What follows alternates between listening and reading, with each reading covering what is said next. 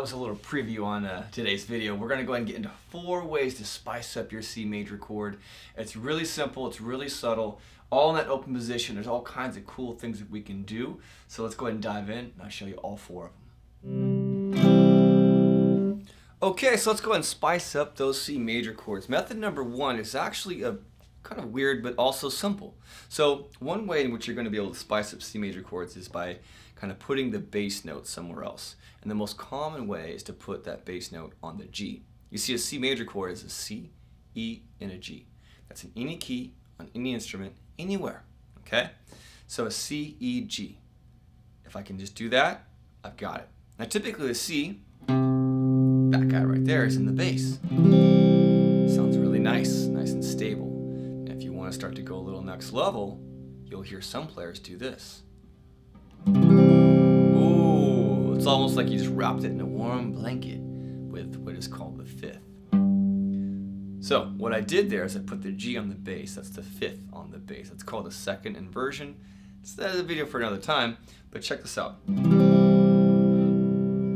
What I have there is a C/G, more appropriately called C over G. And I'm basically playing a C major. All the same notes are at play.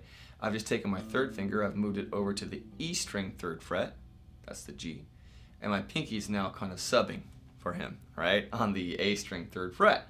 And that's it, I've changed nothing else, just that little quick movement here on these lower 2. Isn't that nice? So changing the bass is a great way to kind of, spice up those C's. Here's a demonstration where something might have been a C, G to a D.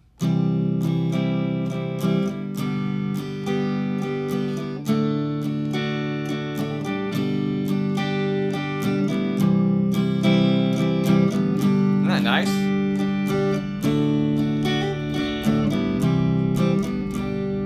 So it's just something you can throw in there that gives it a little bit more life, changing out the bass. The other way to do that is to put an E in the bass. That'd be nice for you beginners, but that doesn't quite typically sound as good unless you've got it with some kind of walking bass. So we're actually not going to really demonstrate that, but you could put that E on the bass as well, and that technically does do the same effect, where it just gives it a little something extra. The 3rds on the bass now, that is the E. Play with that in different songs. We're not going to go into that too much, but changing the root or the bass note. The next way of kind of spicing up your C major chord in the open position is to actually just simply take it, and you got to know your scale a little bit. The C major scale is going to be C, D, E, F, G, A, B, C. So here's what those nerds can do now. Us nerds know how to do cool stuff like this.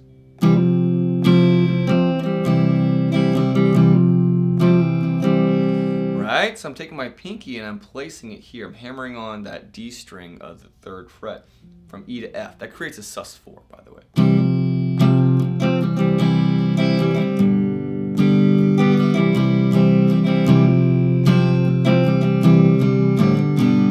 Right? So isn't that cool? Yeah, I'm not playing it too clean, but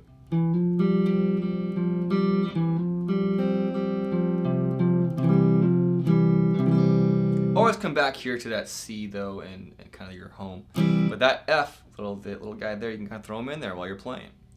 Now that on that same kind of concept, but in a different way, you can create a sus2 effect. Right? That's actually a little bit more common for sure on a C major chord.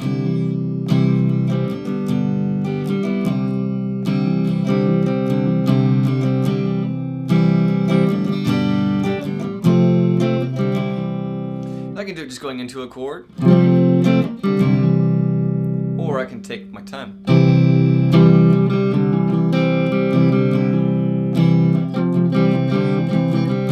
Combine those two a little bit, right?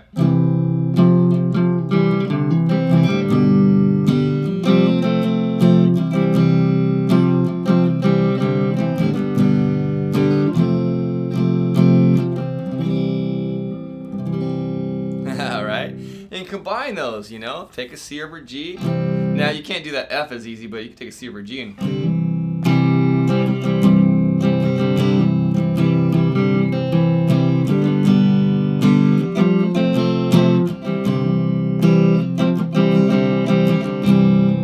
right? So you can play with that. There's really no rules. It's about using your ear and having fun. All right, so the final way of kind of spicing up your C major chord, method number 4, is kind of a weird one. So it's actually using a C add 9 instead of a C. So C add 9, what the heck is that? That sounds kind of fancy and crazy, right? Well, you probably already played it before. It's actually one of those chords that tends to come up early for beginners because it's fairly easy if you've learned a G major. So G major is this. I know we're talking about C's, but just hang in there with me for a second.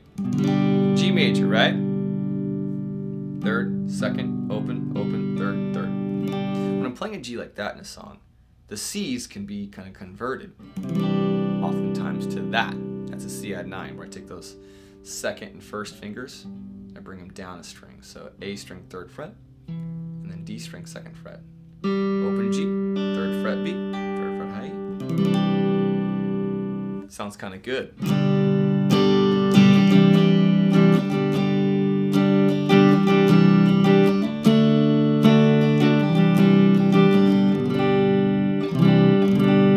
Here's what that would sound like with a regular C.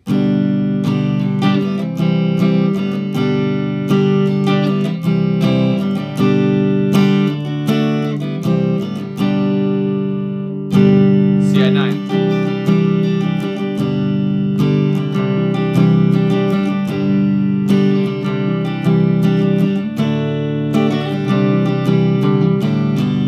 See, I'm kind of combining that little open D to E thing. That's another sus2 effect. So that C add 9 is basically very exchangeable with a C major if you're playing that particular shape of G major. So it's a bit of a nuanced kind of thing, I know, but feel free to kind of start spicing up your songs. If you're playing a G major like this, maybe try your C instead of like this, try it like this, right? Give it that C add 9 effect. The 9 being the D. I'm adding a D on top of that. I'm adding the 9th of the key of C. So anyways, that's your 4 tricks. Have some fun. Thanks so much for tuning in, you guys. Please like, subscribe, share, and I'll see you in the next video. Also, consider becoming a Patreon member. It really helps me to buy more equipment, put out more videos for you guys. It really helps justify my time to take more time to really get in depth on some videos. And of course, if you have any comments below, would love to answer those. And I'm always taking requests on lessons. I do this all day. So let me know what you got and I can probably teach it to you.